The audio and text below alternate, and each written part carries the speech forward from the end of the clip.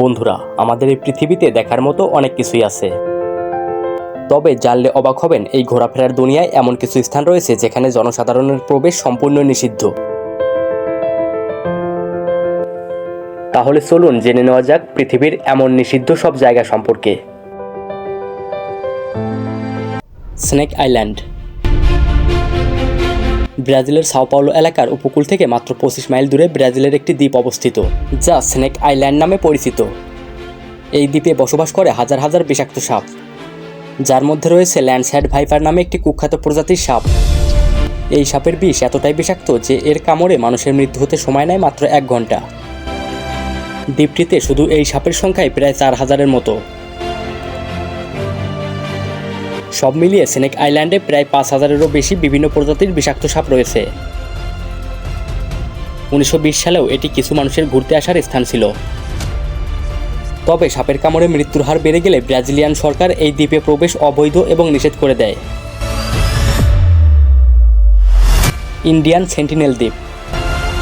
বঙ্গোপসাগরের উত্তর সেন্টিনেল দ্বীপটি আন্দামান দ্বীপপুঞ্জগুলির মধ্যে একটি দ্বীপ। তবে এই দ্বীপে বসবাসকারী সেন্টিনেল উপজাতি বাইরের পৃথিবীর সাথে নিজেদেরকে সম্পূর্ণভাবে বিচ্ছিন্ন করে রাখে। এছাড়া তাদের জীবনযাপন আমাদের উন্নত জীবনধারণ থেকে সম্পূর্ণই আলাদা। মূলত সেই দ্বীপের আদিবাসীরা কখনোই বাইরের কারোর সাথে যোগাযোগ রাখতে চায় না, তাই পর্যটকরা সেখানে গেলেও তাদের উপর হামলা হওয়ার একটা বড় সম্ভাবনা থাকে। তাই সেই দ্বীপে প্রবেশ বর্তমানে একদমই নিষেধ। এরিয়া 51।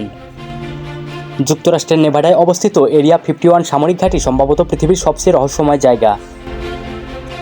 সেখানে কি হয় তা আজ পর্যন্ত কেউ নিশ্চিত করে বলেনি। 2013 সালের আগ পর্যন্ত মার্কিন সরকার এই জায়গাটির অস্তিত্ব স্বীকার করেনি। মার্কিন সেনাবাহিনীর 1992 সালের কিছু নথি 2013 সালে প্রকাশিত হয় এবং তখন এই সেনাঘাঁটির কথা স্বীকার করা হয়। তারপরও এরিয়া 51-এ কী ধরনের কাজ বা গবেষণা করা হয় তা মার্কিন সরকার নিশ্চিত করেনি। এটি মার্কিন সেনাবাহিনীর সবচেয়ে চর্চিত এবং একই সঙ্গে সবচেয়ে গোপন ঘাঁটি। বলা হয় মার্কিন সেনাবাহিনী ও সরকারের উচ্চ পর্যায়ের নেতারা যখন এই সেনাঘাঁটিতে যান তখনও উড়োজাহাজ অবতরণের সময় জানালা বন্ধ করে দেওয়া হয়, যাতে বাইরের কিছু দেখা না যায়।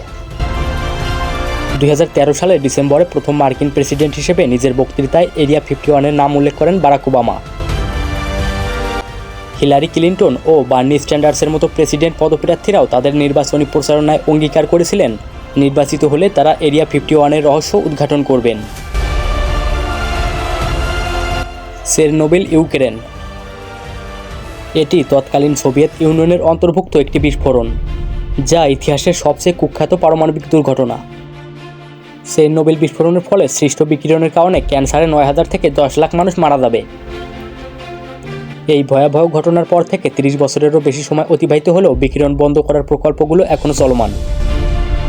বিশেষজ্ঞদের অনুমান অনুসারে অন্তত 20,000 বছর এই অঞ্চলটি বসবাসের অযোগ্য থাকবে।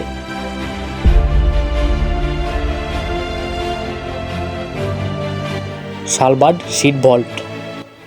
নরওয়ে এবং উত্তর মেরুর মাঝামাঝিতে অবস্থিত এই শিট ভল্টকে পৃথিবীর সবচেয়ে বড় ফ্রিজার বলা হয়।